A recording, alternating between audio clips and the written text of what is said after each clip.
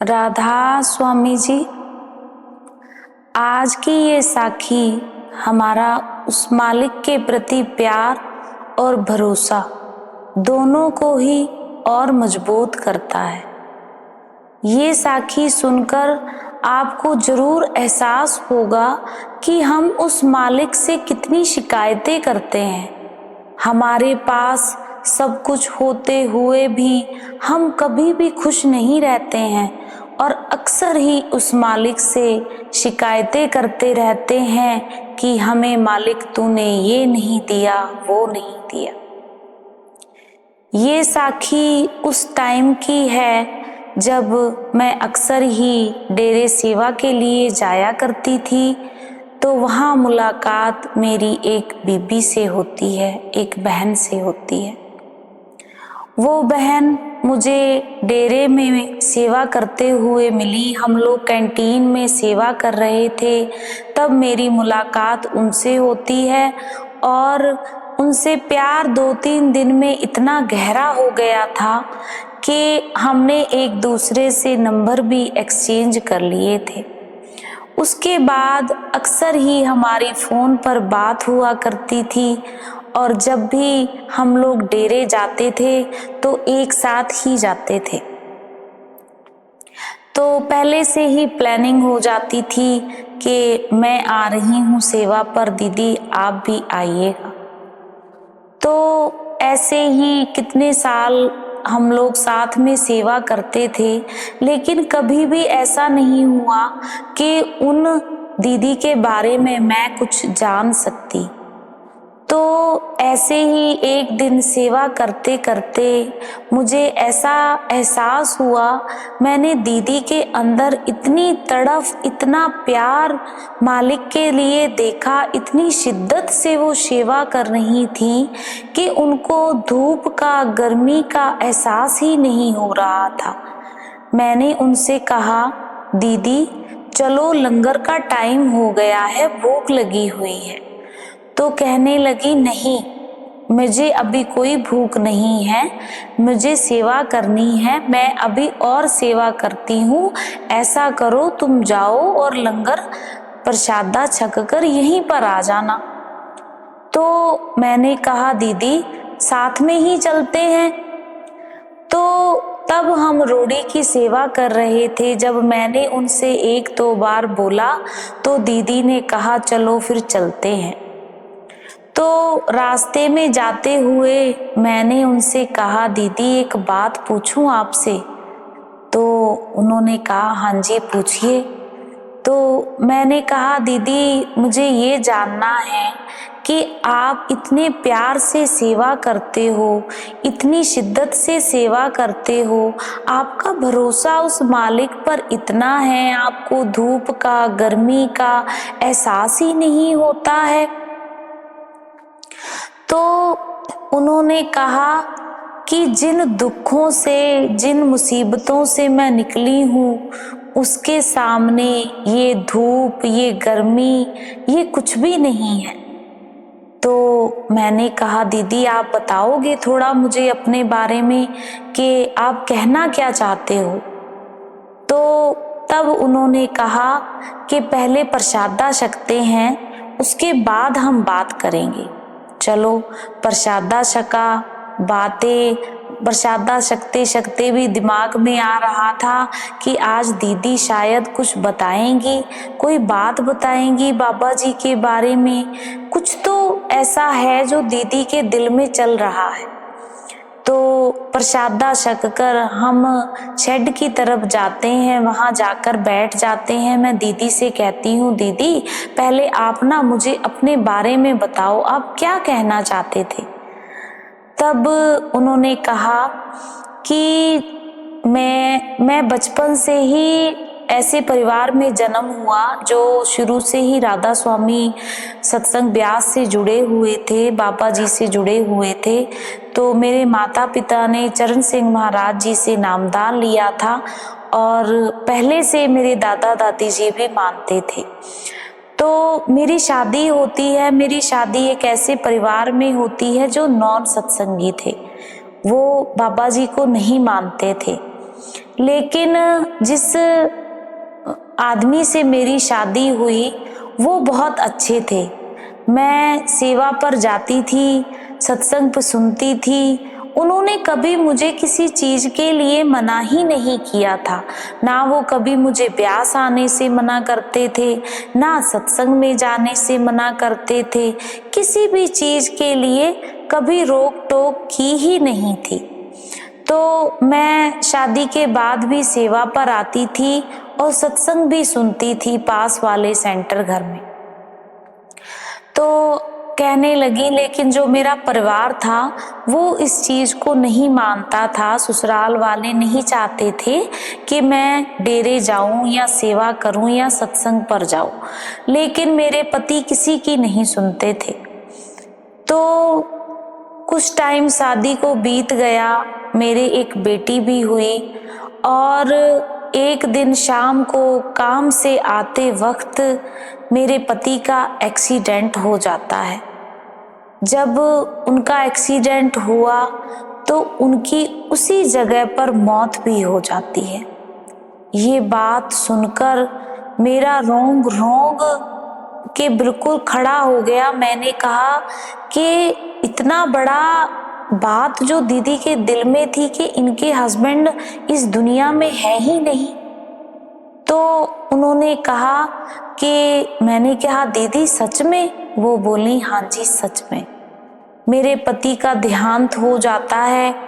तो उनकी मौत के बाद मैं बिल्कुल टूट सी गई थी, बिखर सी गई थी। मेरी जिंदगी जैसे थम सी गई हो।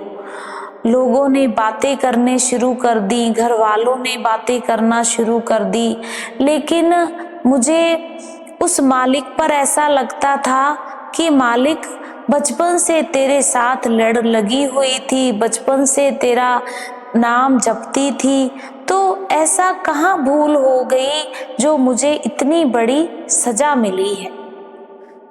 वो दीदी ने कहा जैसे तैसे उस माहौल से गुजरी। तब बेटी मेरी सिर्फ 4 साल की थी जब मेरे पति का देहांत हो गया। मैंने अपनी बेटी को बड़ी मुसीबतों से पाला। ससुराल वालों ने भी घर से निकाल दिया, बोला हमारे बेटे को खा गई तू, तेरे कदम शुभ नहीं है, हमारा घर तहस नहस हो गया। कुछ भी बोलते थे, बोलने लगी वो कुछ भी बोलते थे। मैं रोज रोज की किल्लत से तंग आ गई और मैंने एक दिन फैसला कर लिया कि मैं यहाँ पर नहीं रहूंगी। टाइम बीतता गया, मैं अपनी बेटी के साथ रहती थी। तो बेटी मेरी 16 साल की हो गई तो वो पढ़ती थी, स्कूल जाती थी। हमारा टाइम ऐसे ही गुजर रहा था। एक दिन अचानक बेटी के पेट में बहुत तेज दर्द होता है और वो कहती है मम्मा पेट में बहुत दर्द हो रहा है। तो मैंने कहा बेटा चलो डॉक्टर के पास चलते हैं। डॉक्टर को दिखाया, सारे टेस्ट भी करवाए, सब कुछ सब तरीके का बेटी का इलाज कराया, लेकिन बेटी की हालत सही होने का नाम ही नहीं ले रही थी। दिन ब दिन उसकी हालत बिगड़ती ही जा रही थी। डॉक्टरों ने भी अपनी तरफ से पूरा कोशिश कर लिया, लेकिन बेटी की हालत में कोई सुधार नहीं था। मुझे ऐसा लगता था कि कौन सा दिन आए और मेरी बेटी बिल्कुल ठीक हो जाए, लेकिन उस मालिक की कुछ और ही मौज थी। एक दिन अचानक ही उसके इतनी तेज दर्द उठता है कि मेरी बेटी की भी मृत्यु हो जाती है। अब मेरे पास जीने के लिए कोई भी सहारा नहीं था, कोई भी ठिकाना नहीं था। जो पति इस दुनिया में मेरे साथ सारी जिंदगी निभाने का वादा किया वो भी मुझे छोड़कर चले गए, और जिस बेटी के सहारे मैं जिंदगी जीना चाहती थी वो भी मुझे छोड़कर चली गई। मेरी दुनिया खत्म ही हो गई। मैं रोती थी, चिल्लाती थी, अपने बालों को नोचती थी। दिन रात मुझे अपने शरीर की सुध बुध ही नहीं रहती थी। मैं कहाँ हूँ, क्या खाया, क्या पिया, कुछ होशो हवा ही नहीं थी मुझे किसी भी चीज की। पर उस मालिक से बहुत शिकायतें थी। उस मालिक से दिन रात मैं यही कहती थी, मालिका कहाँ मेरी कमी है, मुझसे क्या कर्म हुए हैं, किन कर्मों की सजा तूने मुझे दी है। तूने तो मेरा सब कुछ ही खो लिया है। माता पिता मेरे शादी से पहले ही इस दुनिया से चले गए थे। उसके बाद पति की मौत, उसके बाद बेटी की मृत्यु। मैंने तो जैसे अपनी आंखों से लोगों के ऊपर, अपने परिवार के ऊपर कफन डाल डाल कर मेरी आंखें और मेरे हाथ दोनों थक से गए थे। मैंने कहा कि मेरी जिंदगी जीने का कोई मकसद रह ही नहीं गया है, तो मुझे इस दुनिया से जीना ही क्यों है। क्यों ना मालिक मुझे भी तू उठा ले, मैं भी इस दुनिया से चली जाऊं तो सब कुछ खत्म ही हो जाएगा। नामदान मैंने लिया हुआ था, तो मैंने भजन सुमरन में क्या बैठना था। मैं तो उस मालिक के आगे बस शिकायतें ही करती रहती थी। एक दिन ऐसे ही रोते बिलखते पता नहीं मुझे क्या हुआ और मैं बेहोश होकर नीचे फर्श पर गिर गई।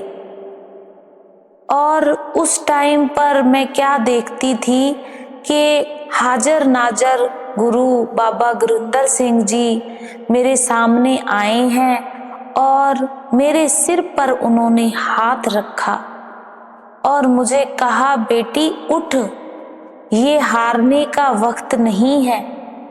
इस दुनिया में जो आया है उसने जाना ही है। किसी के कर्म थोड़े हैं, उसका कर्मों का हिसाब किताब जल्दी खत्म हो जाता है, वो जल्दी चला जाता है।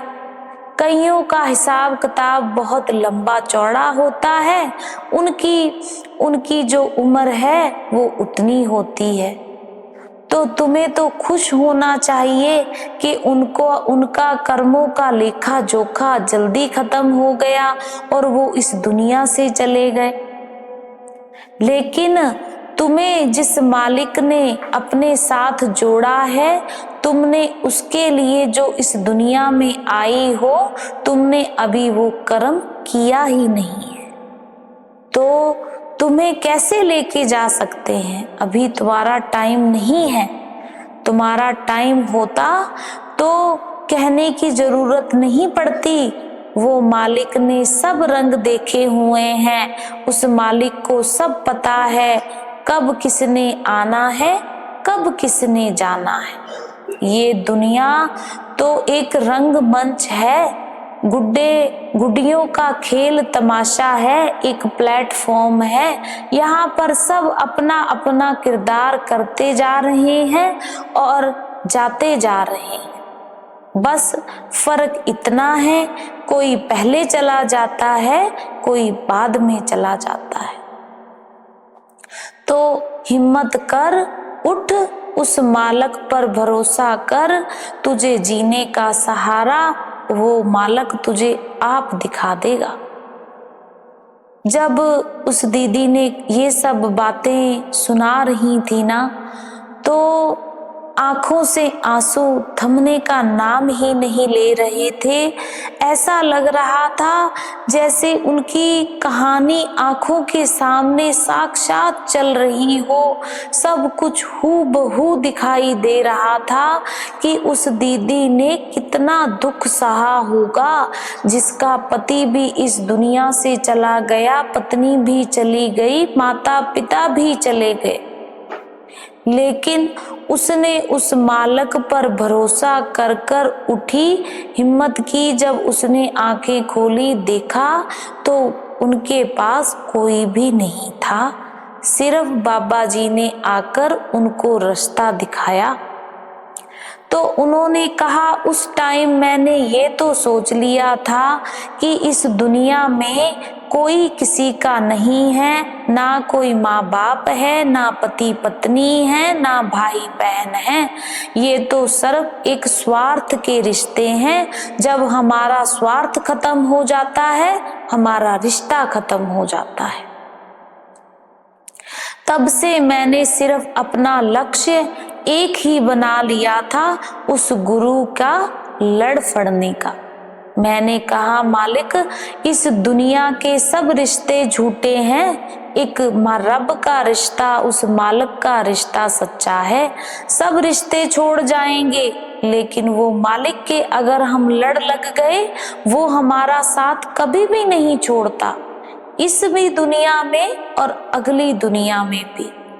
तब से मैंने सेवा भावना से गुरु के घर सेवा करती हूँ, नाम जपती हूँ, भजन सिमरन करती हूँ, ताकि मेरा उस मालिक के प्रति प्यार बढ़े, भरोसा रहे और मैं इस दुख से निकल सकूं। और उस मालिक ने मुझे निकाला भी है। अब मुझे सिर्फ इस चीज का फिक्र रहता है कि इतनी तारीख को सत्संग है, मुझे डेरे पहुंचना है, मुझे किसी और सत्संग घर पहुंचना है, मुझे सेवा पर जाना है। बस मेरी दुनिया बाबा जी तक ही सीमित है। मुझे अब किसी से कोई दुख, कोई तकलीफ, कोई परेशानी नहीं होती है। सारी दुख तकलीफें मुझे अब छोटी लगती हैं। तो उनकी इन बातों को सुनकर मुझे ऐसा लगा कि मालका, हम तो तेरे सामने रोते ही रहते हैं, रोते ही रहते हैं। हमें बाबा जी ऐसा कर दो, हमें वैसा कर दो, हमें ये चाहिए, वो चाहिए। फिर भी हमारा भरोसा उस मालिक पर टिकता नहीं है। हम अपनी ख्वाहिशों को उनके सामने रख देते हैं और वो खुद कहते हैं, जो देने की क्षमता रखता है, क्या वो जानने की नहीं रखता? उसे नहीं पता हमें कब क्या चाहिए। तो क्यों ना हम इन दुनिया के पखंडों से निकलकर, मोह माया से निकलकर उस मालिक की लड़ फड़ लें, ताकि आगे तक हमारा उस मालिक से प्यार और भरोसा भी बना रहे और वो हमारा साथ भी कभी नहीं छोड़ेगा। सारी दुनिया ने साथ छोड़ जाना है, पर उसने नहीं छोड़ना।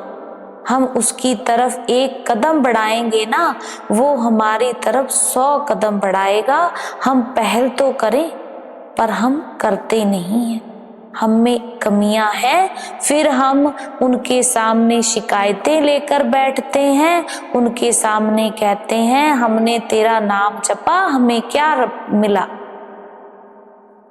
2.5 घंटे हम उन्हें दें तो, बैठे तो, नाम तो जपे, सिमरन तो करें।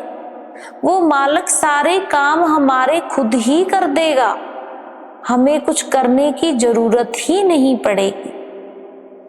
तो अक्सर ही जब मैं, अभी भी मेरी उन दीदी से बात होती है, तो मैंने जब उन दीदी, वो दीदी मेरी साखी भी सुनती हैं, तो उन्होंने मुझे मैसेज किया। तो मैंने उनसे पूछा, मैंने कहा, दीदी क्या मैं आपकी साखी सुनाऊं? तो दीदी ने कहा, जरूर, इसमें भी क्या है, बाबा जी के हम बच्चे हैं, बाबा जी की बातें हैं, जरूर अगर आप सुनाना चाहते हो तो जरूर सुनाओ। तो कहने का भाव ये है कि हमें उस मालिक पर भरोसा और विश्वास करना चाहिए। दुख हो, सुख हो, जैसा भी टाइम हो, ये नहीं कि अगर हमें कुछ अच्छा मिल गया तो हाँ जी बाबा जी, ठीक है बाबा जी, शुक्रिया बाबा जी। अगर हमारे साथ कुछ गलत हो गया तो बाबा जी आपने किया ही क्या है, हमें दिया ही क्या है। हम इतनी शिकायतें लेकर उस मालिक के सामने बैठ जाते हैं। हमारा भरोसा इतना मजबूत होना चाहिए कि हमें दुनिया का पहाड़ भी आकर गिर जाए, उस मालिक से भरोसा नहीं उठना चाहिए। क्योंकि ये तो हमारे कर्म हैं, जो होना है, जो लिखत लिखी है वो होनी ही है, उसे कोई नहीं बदल सकता। तो हमें भी उस मालिक पर विश्वास करना चाहिए, भरोसा करना चाहिए, वो हमारी मदद जरूर करते हैं। राधा स्वामी जी।